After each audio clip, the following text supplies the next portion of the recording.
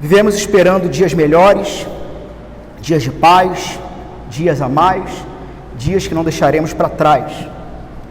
Vivemos esperando o dia em que seremos melhores. Melhores no amor, melhores na dor, melhores em tudo. Vivemos esperando o dia em que seremos para sempre. Vivemos esperando. Eu sei que pode ser um tiro no pé começar o texto com essa letra, porque alguém pode esquecer agora o sermão e ficar cantarolando, né? Eu não sei o que Rogério Flauzino tinha em mente, de fato, quando ele escreveu essa letra. Se eu não me engano é dele, acho que não é tradução. Mas algo que me fascina é essa ideia de um desejo humano por alguma coisa melhor. Um desejo de ser. Tem uma canção do Eduardo Mano, e agora eu vou fazer o contraponto, né? Tu és Deus e eu não sou. Ele é o eu sou. Mas parece que a humanidade, ela vive nessa constante busca existencial por alguma coisa que faça sentido. Então ele diz que nós vivemos, e talvez uma ideia de própria humanidade, esperando um dia em que de fato haverá eternidade. Não sei se é isso que ele entende, mas é isso que a humanidade tem necessidade. Eternidade, ser para sempre. Vivemos esperando. Essa é a realidade do ser humano. Essa é uma realidade da qual nós, seres humanos, e a sociedade, ela vive constantemente nessa busca, nesse desejo, e nós vemos, ou estamos vendo e veremos, nessa série de sermões de cartas da prisão, o apóstolo Paulo, preso, mas disposto a sofrer o dano por algo maior, algo que de fato ele já não mais procura, porque ele encontrou. Me lembrou uma outra canção que diz que eu ainda não encontrei o que eu estou procurando. U2, já fiz todas as coisas, já fui em todos os lugares, fiz tudo o que era possível, beijei a mão do anjo, abracei o demônio e não encontrei o que eu estava procurando. Essa não é a realidade do cristão. No entanto, a partir do momento em que de fato você encontra aquilo que satisfaz o seu coração, e aquilo que satisfaz o seu coração te remete para a eternidade, a partir desse momento, nós cristãos somos chamados a termos uma vida que está disposta a sofrer o dano pelo Evangelho. Talvez, não sei se seria atrevimento meu resumir todas as cartas que serão pregadas, que são as cartas da prisão, mas resumir nessa ideia ou nessa frase: a vida cristã, ela vai se tratar de uma luta constante. Mas bom, vamos voltar um pouquinho aqui ainda para a humanidade, para a situação da humanidade, para a situação daquele que não conhece o Senhor Jesus, e até mesmo para a situação de nós que conhecemos e podemos vir a entrar num determinado, talvez, desespero. O apóstolo Paulo, essa é a vantagem de você estar pregando um texto sequencial, né?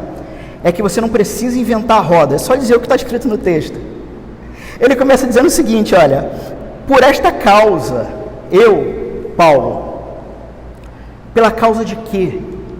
Do que Paulo está falando aqui no capítulo 3? Basicamente, a primeira parte do capítulo 3, do 1 ao 6, o apóstolo Paulo ele vai falar sobre um determinado mistério que foi revelado a ele.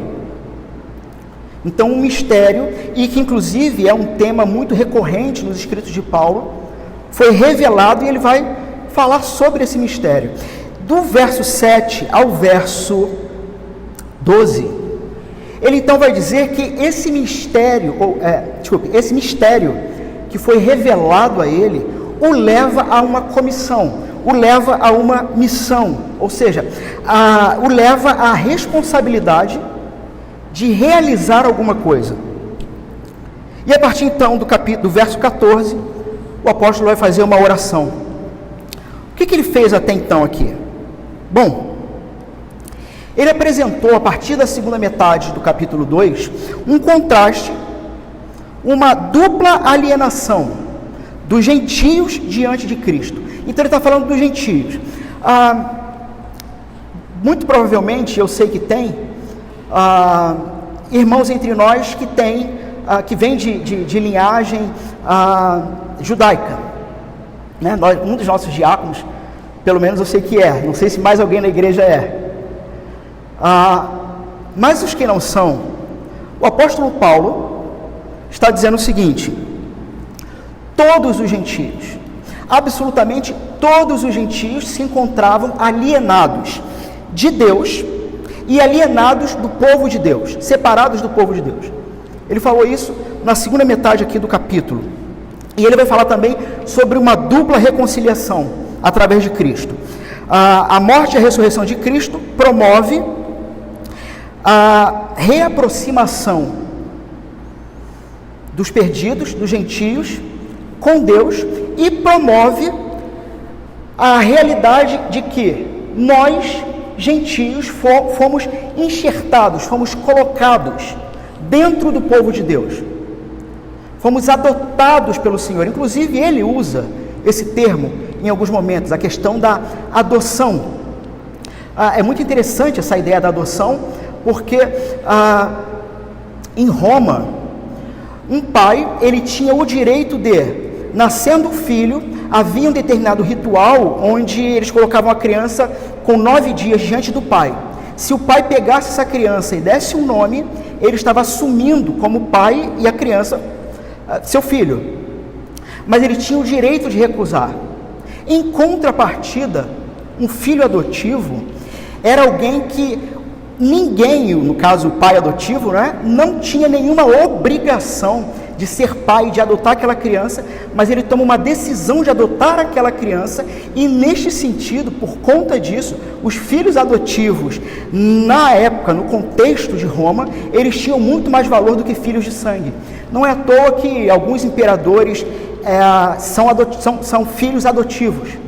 Por isso o apóstolo Paulo ele está usando essa palavra para dizer que nós cristãos, nós gentios, fomos adotados, fomos reconciliados com Deus. Deus não tinha obrigação nenhuma para com você, absolutamente nenhuma, mas ele toma uma decisão. Ele adota você, te reconcilia, se reconcilia com você pelo sacrifício de Cristo e te coloca na família de Deus, no povo de Deus. A partir disso, o apóstolo diz então que uma nova sociedade multicultural é criada. Multicultural. E é muito interessante essa ideia, porque às vezes nós podemos criar uma concepção de que os cristãos, eles precisam ser absolutamente iguais em tudo, culturalmente falando. Só que o próprio Deus que criou a vida e que criou os seres, criou diversidade. E o que o apóstolo está dizendo é o seguinte: havia um povo étnico que era o povo de Deus, só que Deus tinha um plano escondido. E essa é a ideia de mistério, tá? Mistério aqui não é algo assim, tipo filme de mistério, coisa parecida. Mas mistério é algo que estava escondido, que não foi revelado, que não recebeu um apocalipse. É isso mesmo, porque apocalipse é revelação, é só isso. Um mistério é algo que não recebeu um apocalipse, uma revelação, um tirar de pano para você ver o que está dentro ou o que está embaixo. E o apóstolo veio dizendo então que pela morte e ressurreição de Cristo, Filho de Deus, Deus iniciou um projeto radical, um novo projeto, uma nova sociedade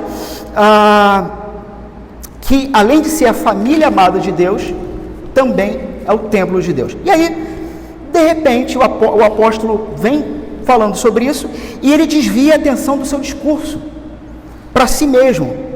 Ele vai dizer: por essa causa, eu, Paulo, sou o prisioneiro de Cristo.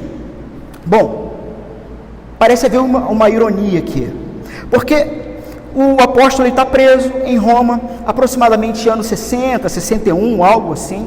Ele está numa prisão domiciliar. Lá em Atos 25, verso 11 e 12, nós vemos que ele foi feito então prisioneiro de Nero, porque ele apelou para o imperador para ser levado preso e julgado por ele. Isso está lá em Atos 25.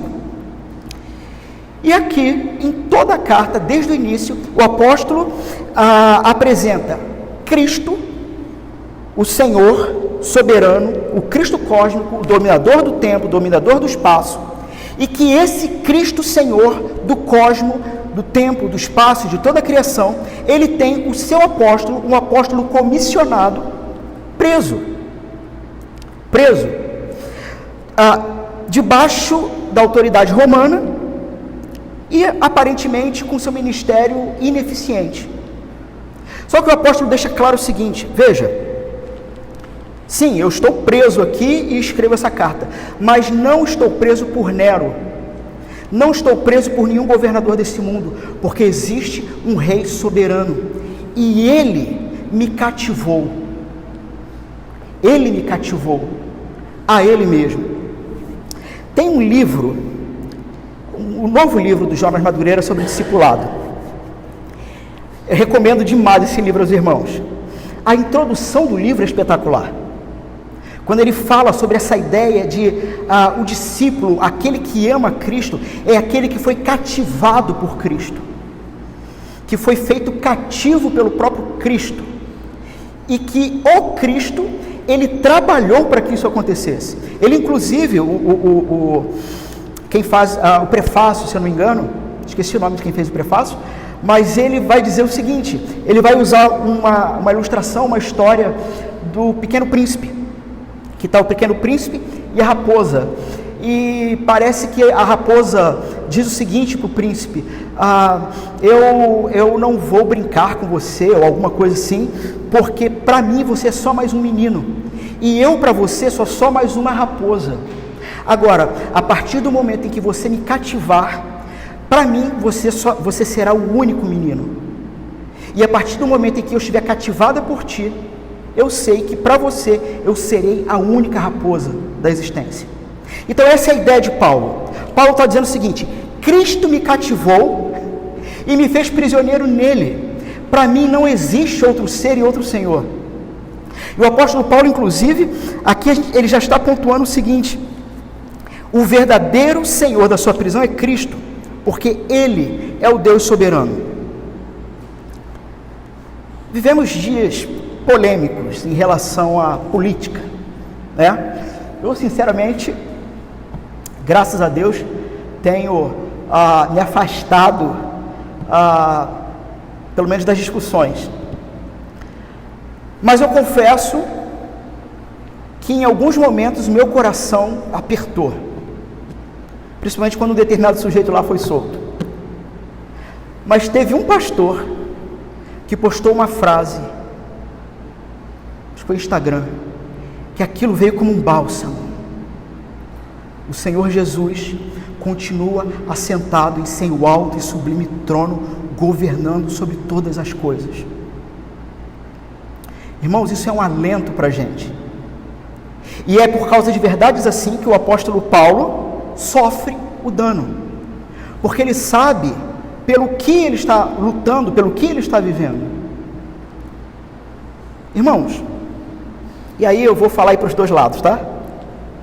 Não tem Bolsonaro, não tem Lula, não tem Trump, não tem União Europeia. Jesus Cristo, é aquele que está assentado sobre o seu alto e sublime trono. Ele é o rei soberano que governa, nada escapa do seu governo, do seu controle. Tudo que acontece, acontece debaixo do seu governo, e no fim tudo vai glorificar o seu nome. Tanto os santos que se arrependem dos seus pecados e o amam como Senhor e Mestre, quanto os ímpios que terão que se ajoelhar diante dele e dizer: o Senhor é de fato o Senhor.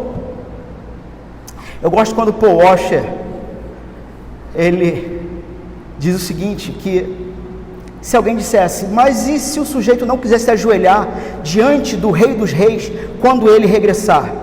E aí ele diz: eles terão que cair, porque as rótulas dos seus joelhos serão dilaceradas, se preciso for, mas todo joelho se dobrará diante do Rei dos Reis. A pergunta é: você está cativado por ele? Ele é o seu único, a sua única razão de existência? Bom, e ele vai dizer o seguinte, que tudo isso, e ele está cativo por amor de vós, gentios. Irmãos, por nossa causa. Por nossa causa. Inclusive, o mais correto, nós sabemos que Paulo é o apóstolo dos gentios. É conhecido assim, né? Se de fato fôssemos afirmar que de fato existe ou existiu ou deva existir um primeiro Papa, esse primeiro Papa não seria Pedro, seria Paulo, né? Papa de Roma, gentios, deveria ser Paulo e não Pedro. A questão é, por que os judeus incitavam as multidões contra Paulo? Por ensinar o que a gente viu no capítulo 2, o que foi pregado no capítulo 2, semana passada, que Cristo aboliu determinados elementos divisórios da lei, e com isso começou a criação de um novo povo e de um novo templo. Agora você pense no judeu, no povo de Israel, orgulhoso de se declarar povo eleito de Deus. O problema é que eles perderam a razão da sua eleição e se orgulharam disso, e não na cruz. Irmãos, eu não quero discorrer muito sobre esse tema que eu vou levantar, apenas pontuar algo, mas eu ouvi de um ex-aluno do Martin Bucer, que em uma das aulas, em uma das matérias, foi levado um judeu messiânico para poder falar sobre seu ponto de vista e coisa e tal. E até muito interessante as coisas que ele colocou e as coisas que ele falou. Inclusive, depois do que eu ouvi, eu fui até pesquisar um pouquinho sobre o assunto, mas eu não sou alguém que domina o assunto. Mas algo que foi dito nessa aula, alguém perguntou para ele: quando que você aceitou Jesus? E já me disseram: nunca pergunte isso para um judeu messiânico, porque ele vai ficar irado com você. Porque ele vai dizer o seguinte: vocês gentios é que eram oliveira braba, é que foram enxertados. Eu, no caso judeu, né? Eu sempre fui videira. Eu sempre fui da videira, sempre fui da aliança. Eu achei interessante isso. Só que, pelo que me foi relatado, ele tinha um orgulho muito grande disso. Um orgulho muito natural, talvez, dessa fala ou dessa realidade dele. Só que quando eu olho para o capítulo 3 e do que Paulo está falando, desse novo povo multiétnico, multicultural, me parece que não há motivo de orgulho algum em nenhum ser humano, seja ele judeu ou gentio. E foi afirmações como essa que colocaram Paulo na prisão, ao dizer o seguinte: veja, não há mais diferença nenhuma, mas absolutamente nenhuma, diante de Deus, entre os gentios e o primeiro povo eleito. Cristo aboliu a separação e agora é apenas um povo. O apóstolo vai dizer o seguinte: Foi-me dada essa revelação para conhecer esse mistério, pelo que quando ledes podei compreender o meu discernimento do mistério de Cristo. Como eu falei, irmãos, um tema recorrente de Paulo. Lá em Coríntios, capítulo 2, versos 6 a 9, o apóstolo fala novamente desse mistério. E nós vamos perceber que Paulo ele vai tratar esse tema sempre da seguinte maneira: Cristo é não somente aquele que revela o mistério, mas é a substância do próprio mistério. Do que se trata esse mistério? Um plano da parte de Deus que ninguém imaginava e que deixava, talvez deixe até hoje, os judeus da época irados ao dizer o seguinte: o Senhor trouxe para perto aqueles que vocês rejeitavam. Irmãos, eu não quero ficar aqui falando mal do povo de Israel. Se é para falar mal, vamos falar da gente. Será que a gente não corre o risco de cair na mesma armadilha? De olharmos para nós mesmos, talvez até como profundo conhecedores da doutrina da eleição, que é bíblica e é correta, mas criarmos um maldito orgulho, olharmos para aqueles que são diferentes da gente, olharmos para aqueles que pecam e pecam continuamente e realmente nos acharmos melhores do que eles. E se o que os judeus tiveram que ouvir a ponto de mandar Paulo para a prisão fosse dito para nós hoje, que é o seguinte: veja, vocês eram para ser o meu povo eleito que me representa no meio das nações ímpias. Porque não era isso que era para ser Israel? É para ser o povo que me representa. É interessante que a igreja ela é chamada de o corpo de Cristo. Alguém já viu o corpo andando sem cabeça? Se viu, a gente ora depois lá atrás. Quando a Bíblia fala que Cristo é o cabeça e que nós, como igreja, somos o corpo, eu não sei como que isso pode soar para você, mas isso não é uma metáfora. Isso não é uma metáfora. Nós somos braços e pernas de Cristo, representantes, embaixadores de Cristo, representantes do próprio Deus. Ele, que é o cabeça, que é o que conduz, mas nós somos o corpo presente de Cristo na terra. Veja, você olha para a nação de Israel, você vê em Êxodo,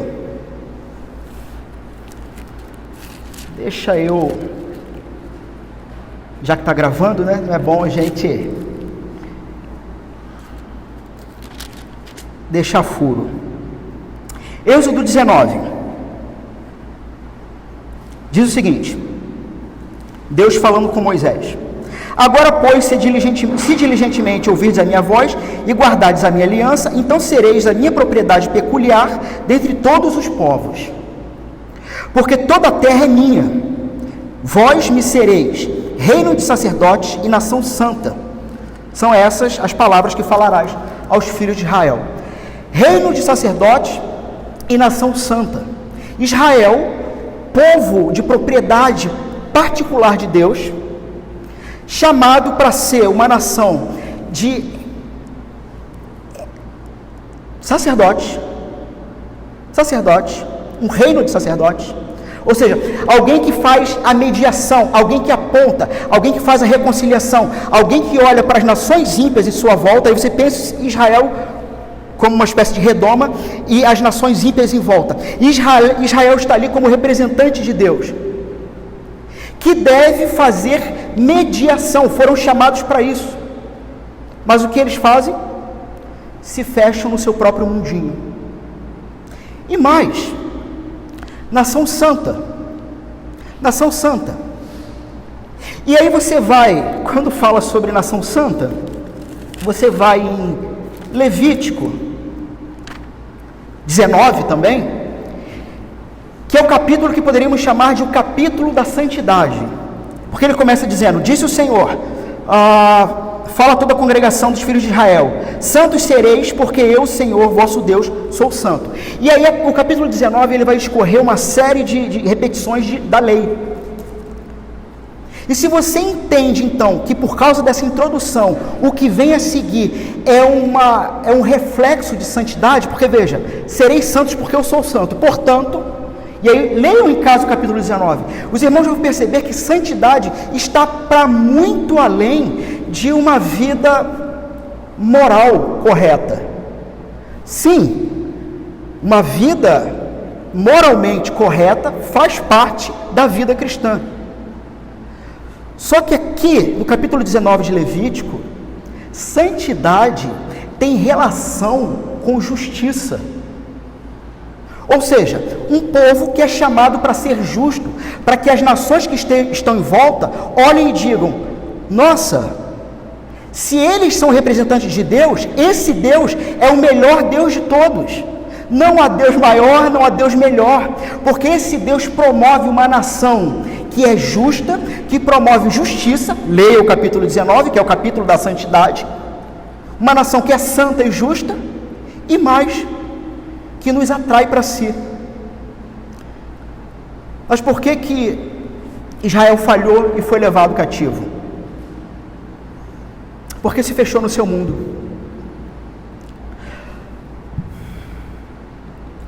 Por que talvez a fé cristã possa estar encontrando tanta resistência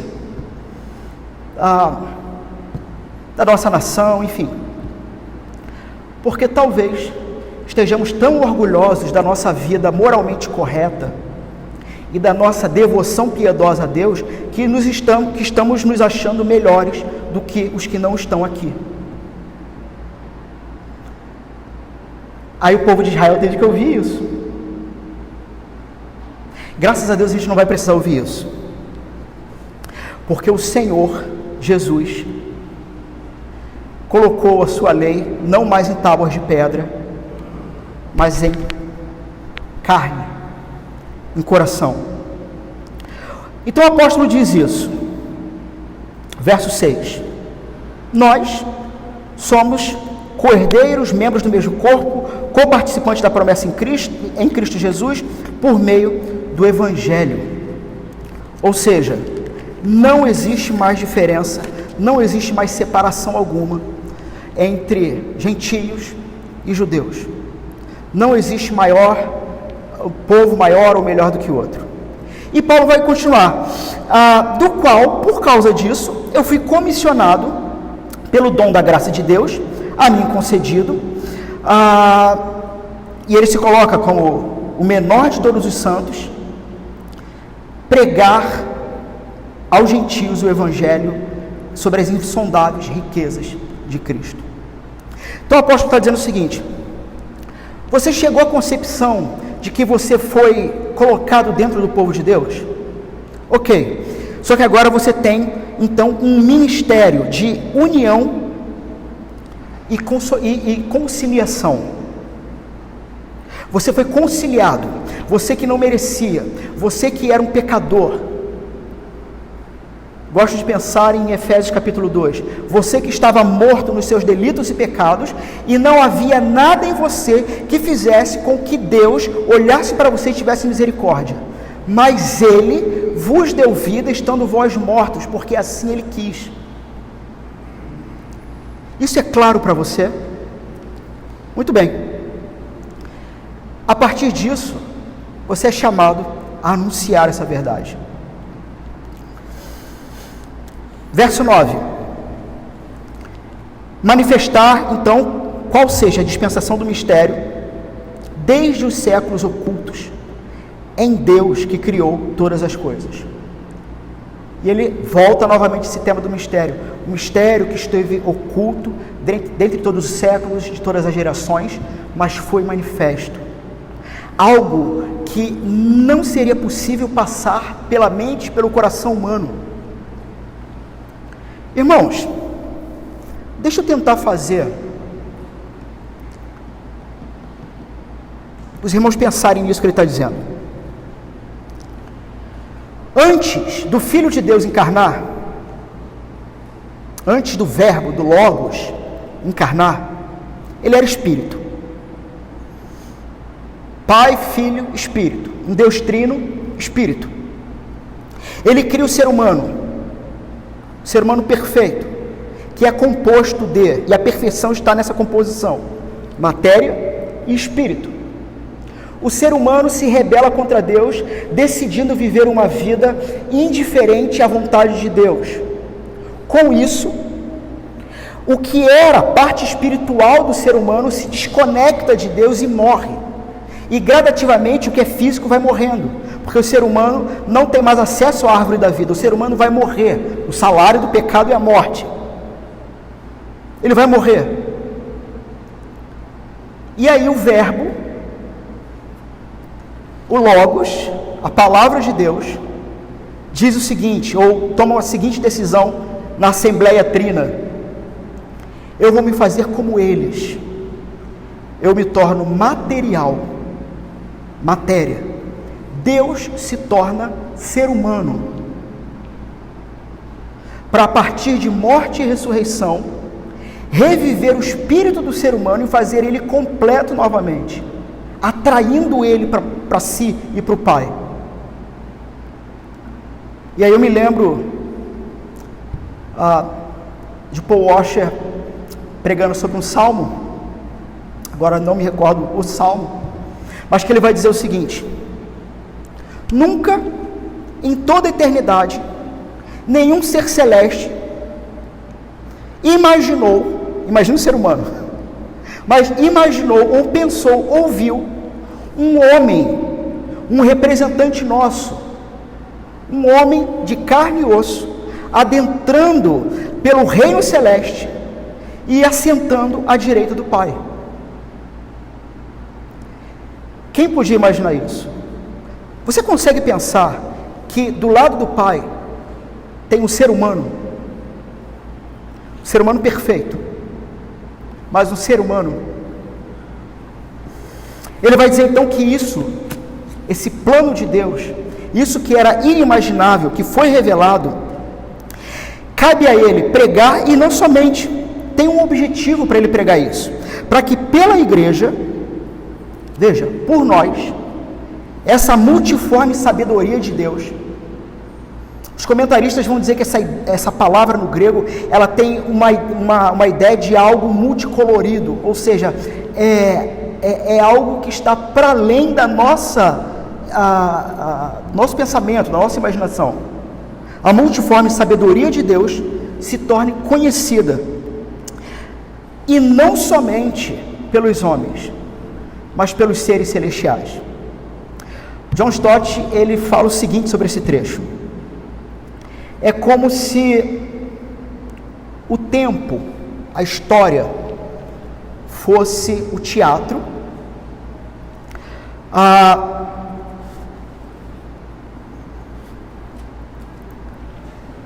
terra, o palco, os cristãos, os atores principais, Deus, o roteirista, diretor e produtor. E quem está assistindo essa grande peça? Os seres celestiais. Aqueles que o apóstolo Pedro vai dizer que eles inclinam os ouvidos anelando ouvir o Evangelho.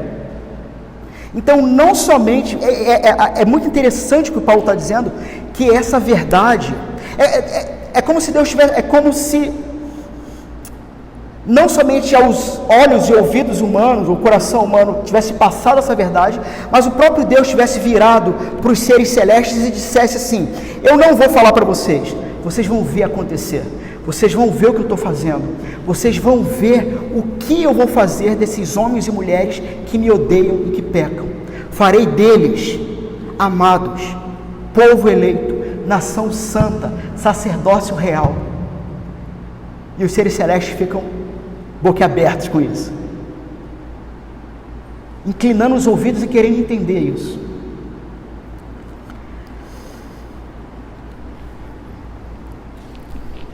A partir de toda essa verdade, o apóstolo Paulo então vai fazer uma oração.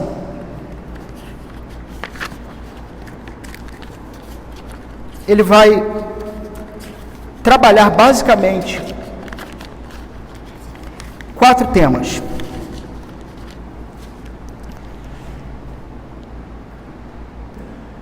Ou, na verdade, essa oração vai ter 4 palavras-chave. Ele começa dizendo: por esta causa,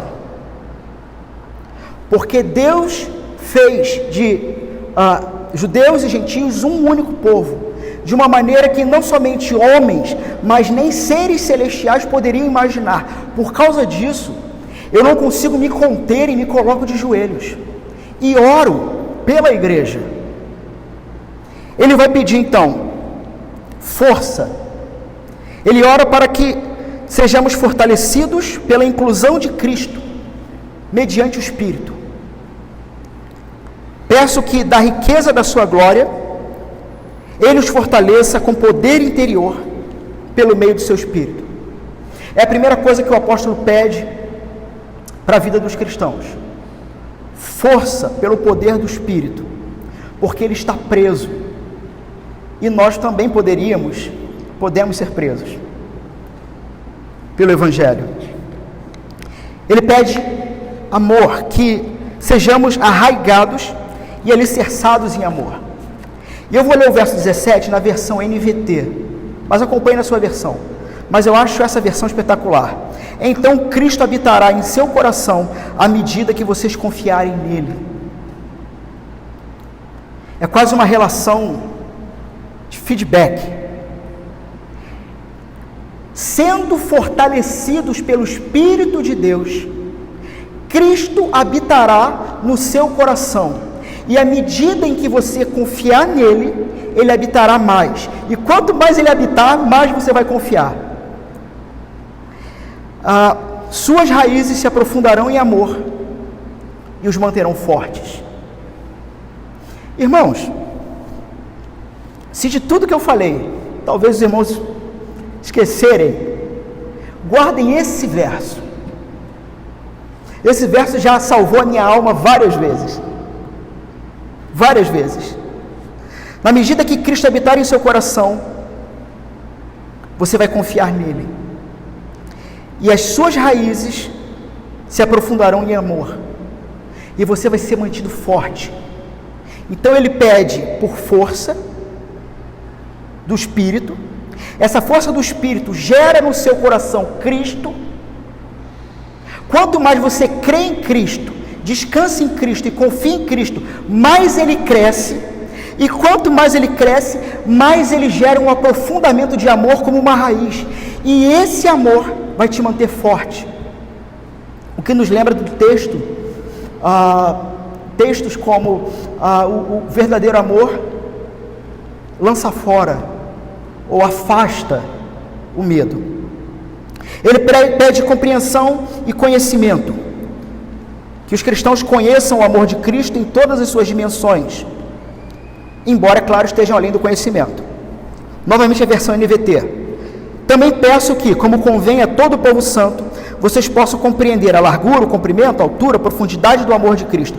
Ou seja, irmãos, a realidade do amor de Cristo na vida do cristão é 4D. É 4D, tem 4 dimensões aqui.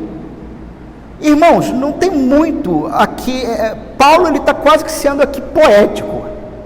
É dizendo o seguinte: você tem noção de que a realidade do amor de Deus é mais vívida e real do que a sua própria concepção de realidade? Me lembro de um pastor agora, não sei se foi o Guilherme de Carvalho, que ele vai dizer o seguinte: às vezes Deus está mais próximo de você do que você mesmo. Porque você não se conhece. Porque seu coração é enganoso. Em vários momentos, Deus está mais próximo de você do que você mesmo está perto de você. Porque a realidade do amor dele, ela é imensurável. Verso 19, que vocês experimentem esse amor, ainda que seja grande demais para ser inteiramente compreendido. E por último, ele pede plenitude, que sejamos então tomados de toda a plenitude de Deus. Então vocês serão preenchidos, final do verso 19, com toda a plenitude de vida e poder que vem de Deus. Então, tendo entendido que você foi enxertado no povo de Deus, que você agora é povo de Deus, e que isso faz parte, você faz parte de um plano eterno, e que ninguém, e nem os seres celestiais tinham noção desse plano, ele diz o seguinte, e ele ora o seguinte, que você seja fortalecido pelo Espírito, que o amor de Deus cresça no seu coração por meio do próprio Cristo, que a partir do crescimento de Cristo em seu coração, haja então compreensão ou conhecimento, mesmo que você não consiga chegar aos limites do conhecimento, e que isso seja pleno na sua vida. E aí ele conclui a oração: toda glória seja dada a Deus, que por seu grandioso poder que atua em nós, é capaz de realizar infinitamente mais do que poderíamos pedir ou imaginar. A Ele seja a glória na igreja e em Cristo Jesus por todas as gerações, para todo sempre. Irmãos,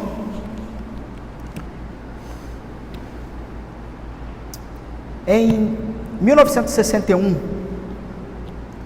a União Soviética coloca o seu primeiro astronauta no espaço. E depois que ele volta, ele diz o seguinte: eu estive lá em cima e não há Deus. Não vi Deus, não há Deus. O que leva o C.S. Lewis a escrever um artigo, Os Olhos que Veem. E nesse artigo, ele vai trabalhar a seguinte ideia: Deus não se relaciona com o ser humano como se o ser humano estivesse no primeiro andar e ele no segundo andar. Mas Deus se relaciona com o ser humano como Shakespeare se relacionaria com Hamlet. A única maneira de Hamlet conhecer o seu Criador é se o seu Criador se inscrever na história e se revelar. Irmãos, nós recebemos a revelação do nosso Criador, e ele chega de uma maneira espetacular, mas que faz todo sentido dentro da história. E Paulo, ou pelo exemplo de Paulo, nós deveríamos então nos colocar de joelhos, constantemente em oração, para que essa verdade revelada fortaleça o nosso espírito, aumente a nossa fé, aumente o nosso amor e nos leve à plenitude. Irmãos, que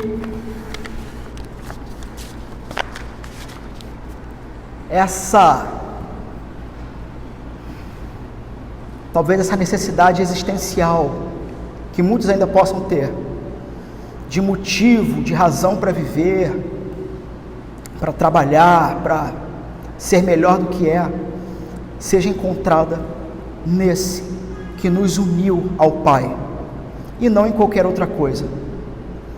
Que sejamos plenos do Senhor, e que aprendamos então a sofrer o dano, quando for necessário, para a glória de Deus. Amém?